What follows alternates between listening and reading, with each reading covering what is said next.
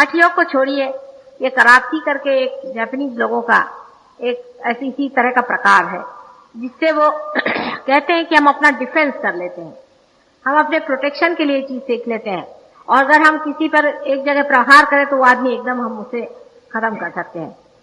कहते तो वह हम डिफेंस के लिए करें, लेकिन उससे इतने इगोइस्टिक हो जाते हैं, इतने क्रूर हो जाते हैं कि उसका उपयोग बहुत बार वो लोगों को मारने के लिए करते हैं। और आप जानते हैं कि जापानीज लोगों में, कुछ लोगों में बहुत ज्यादा क्रूरता इस कराटे के कारण आ गई। आपका जो इमोशनल बीइंग है, आपका जो मन का सार है, आपकी जो लेफ्ट में जो नाड़ी है, वो सारी ड्रेन आउट हो जाती। और जितने भी हठ योगी होंगे उनकी मृत्यु कैंसर से तो नहीं होगी, शरीर तो उनका बड़ा तेजस्वी दिखाई देगा, क्योंकि वो सूर्य नाड़ी पर चल रहे हैं, उनकी शक्ल बहुत अच्छी दिखाई देगी।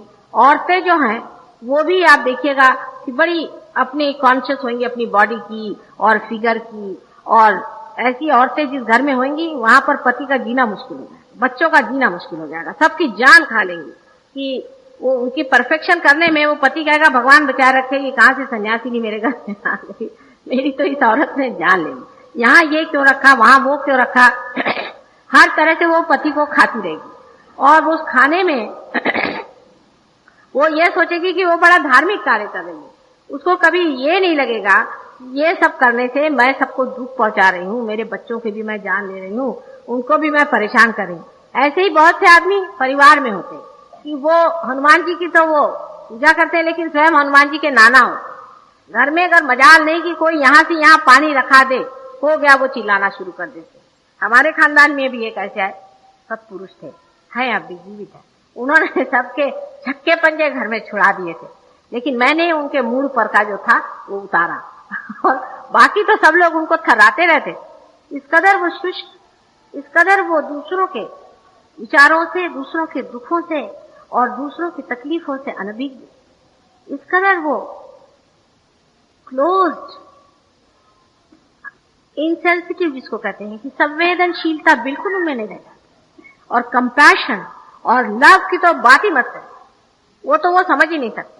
अधिकतर लोग जो योग करते हैं, औरतें चाहे आदमी, उनकी कभी भी घर में पटती नहीं। कर दोनों करें तो भगवान ही बचा रखे, उस घर का ही सत्यानाश हो जाए, लेकिन एक भी करे तो भी काफी है। बीबी साहबा जो है वो सिनेमा एक्ट्रेस होने के ख्वाब देखने लगती है, और आदमी अपनों को सैंडो बनाते फिरते। हम लोगों को क्या सैंडो होकर क्या करने का, हमको क्या कुश्तियां लड़ने की है, आपको योग विद्या करके करने का क्या। अरे भाई, साधारण तरह से रहने के लिए जो बैलेंस लाइफ चाहिए वैसे रहिए। हाँ ठीक है, थोड़ा बहुत आपने एक्सरसाइज कर लिया, ये ठीक बात, लेकिन इतनी ज्यादा अतिशयता एक चीज को बढ़ाने की, करने की क्या जरूरत है कि दूसरी आपका जो हृदय चक्र है वो बिल्कुल माइनस हो, इतना माइनस हो जाए कि ऐसे आदमी को आप अगर दूर से देख लें तो आप दूसरी तरफ से चक्कर खाते। एक दिन मैं लखनऊ में थी, तो जो हमारे महाशय जी जो हमारे घर में बहुत ज्यादा रोब झाड़ते थे, तो उनकी आदत थी कि सवेरे वो एक तरफ से घूमने जाते। तो एक दिन मैंने देखा कि मैं भी उस तरफ से घूमने जाती थी कि कुछ लोग बेतहाशा भागते निकले। मेरे को समझ में नहीं आया कि मुझे देख के भाग रहे कि उनको देखकर, क्या हो गया। उसके बाद में वो सब लोग मुझे मिलने आए, मुझे कह रहे भाभी जी माफ करना, हम बदतमीज जैसे भागे, लेकिन इस खूंखार जानवर को लेकर आप कहाँ निकली थी, इस शेर बब्बर को लेकर आप कहाँ निकली थी। वो तो उल्टे पैर ही दौड़ने लग गए कि भगवान बचा सके, ये तो अभी डंडा लेके हमको मारेंगे। उनसे बात करने जाइए तो आपको खाने को दौड़े। कभी हंसना तो वो जानते ही, उनको मालूम ही नहीं कि दुनिया में हंसना या स्मित या कोई ऐसी चीज है। बड़े सीरियस होते हैं और किसी का दुख, किसी की तकलीफ को समझते नहीं। आप अगर उनसे कहें कि भाई इस आदमी को बहुत दर्द है, इतना दर्द में पड़ा हुआ, कहले देखो मैंने कैसे अपने दर्द को कंट्रोल किया, तुम भी करो। अरे भाई वो कोई योगी नहीं है, तुमने अपने दर्द को कर लिया, लेकिन वो जानते नहीं कि उनकी मृत्यु जो होगी वो हार्ट अटैक से। हमेशा जो सहज योगी होता है उसका दोनों बैलेंस होता है, उसकी वजह मैं बाद में बताऊं। लेकिन जितने भी योगी लोग होंगे वो खट से यूं खत्म हो जाएंगे और पता ही नहीं चलेगा, उनका वो गायब हो जाएगा। उसके बाद जब वो मरेंगे तो 4 आदमी जोड़ना मुश्किल होगा। मैं आपसे बताती हूँ, ये जो योगी लोग मरते हैं उसमें मुश्किल से 4 आदमी जुटते हैं। पांचवा आदमी जो कि हलिया उठाए वो नहीं मिलने वाला, क्योंकि बाल बच्चे तो पहले ही भागे रहते हैं और सारी दुनिया के लोग ऐसे लोगों से भागे रहते हैं। अब योग से लोग कहते हैं कि हम आपका रोग निवारण करें, भगवान बचाए रखे।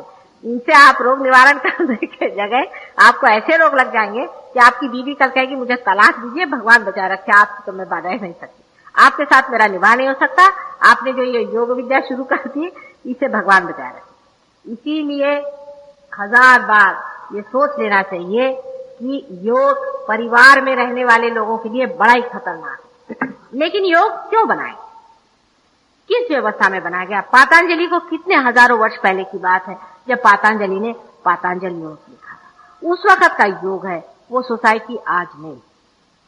पहली तो बात ये कि उन दिनों में हमारे यहाँ 4 वर्णों की संस्था थी। आप तो जानते हैं कि पहले छोटे बच्चे 5 साल के बाद में जंगलों में जाकर एक रियलाइज सोल गुरु के पास पढ़ते थे। रियलाइज सोल, ये अरे गरे लत्थू खैरे नहीं, रियलाइज सोल उसको ही गुरु, पहले उसी की व्याख्या गुरु होती। इतना ही नहीं कि रियलाइज सोल था, पर उसको सारा उसका शास्त्र भी मालूम था रियलाइजेशन का, इसलिए वो जंगल में रहते थे और उन्हीं के नाम से यूनिवर्सिटीज चलती थी, जिसको हम गोत्र कहते हैं, ये वही यूनिवर्सिटीज हैं।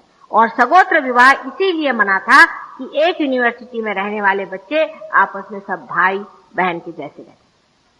अच्छा, उसके अलावा उस उम्र में आपकी हेल्थ बढ़ती है, आपकी ग्रोथ बढ़ती है, इसलिए आपको जरूरी है कि उस वक्त आपके शरीर को पोषक जितनी भी एनर्जी लगे मैक्सिमम दीजिए।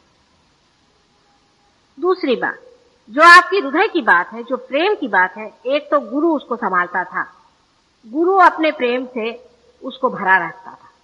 दूसरे, जो वानप्रस्थाश्रम में ग्रैंड पेरेंट्स, उनके जो बाबा दादी और नाना नानी, वो भी जंगल में बैठे रहते, तो वो लोग अपने बाल बच्चों को प्यार करते। और गृहस्थी में कोई भी योग नहीं सीखता, वो अपने बच्चों को जो प्यार देते थे उससे उनकी दूसरी शक्ति जो थी वो उपला दी।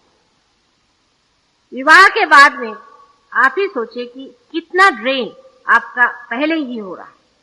मतलब ये कि आजकल की सोसाइटी में ऐसे ही आदमी किस कदर परेशान है, उसके पास टाइम ही नहीं कि वो कुछ प्यार करे या किसी से 2 मिनट प्यार से बात करे।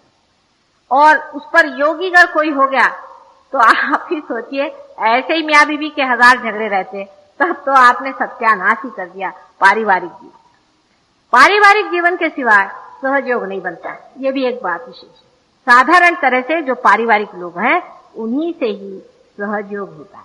इसलिए जो लोग संन्यास लेते हैं उनसे कहना ठीक है आप संन्यास लो और जंगलों में बैठो, जंगल में ही रहो, 2 दिन बाद वहां से भाग के आएंगे भेष बदल कर। कल ही मुझे एक साहब मिले थे, वो मुझे कहने लगे कि मैंने स्टैटिस्टिक्स इकट्ठे किए, मैं वहां गया था, हरिद्वार गया था, वहां मैं गया और मैंने बहुत सारे वहां सन्यासियों से भेंट। तो मुझे आश्चर्य लगा कि 99.9% और 1% मैं इसलिए कहता हूँ कि मेरे आसार में मिला नहीं, पर मैं कहता हूँ पर चांस होएगा कोई।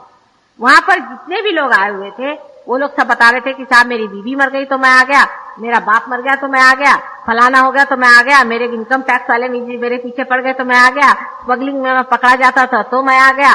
मतलब जेल से बचने के लिए बहुत से लोग आ गए और अपने पारिवारिक जीवन से बचने के लिए भी वहां आए। दूसरे स्टाइल के लोग ये थे कि साहब मैं यहाँ पहुंचा, मैंने सोचा कि यहाँ कुछ खाने पीने की व्यवस्था हो जाएगी, तो यहाँ देखता हूँ कि ये तो गेरुआ वस्त्र के लिए गेरुआ रंग भी नहीं मिलता, यहाँ बड़ा मुश्किल काम है और यहाँ बड़ा बुरा हाल है। आजकल तो दुनिया बिल्कुल ऐसी खराब हो गई है कि सन्यासियों को कुछ भीख ही नहीं देती। तो जितने भिखारी दुनिया भर के थे उन्होंने सोचा कि ये आसान है, थोड़ी सी भीख मांग करके गेरुआ वस्त्र लगा लो और जाकर सब हिमालय में रहे।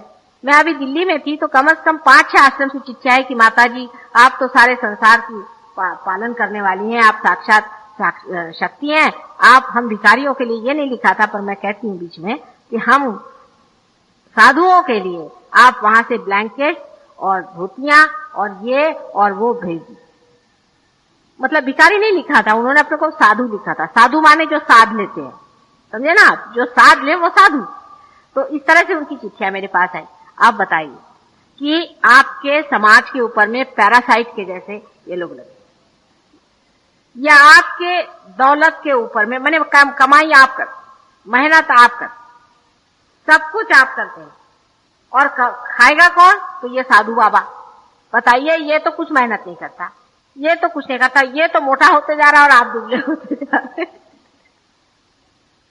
इस तरह के साधु बाबा गांव गांव गली गली घूमते हैं।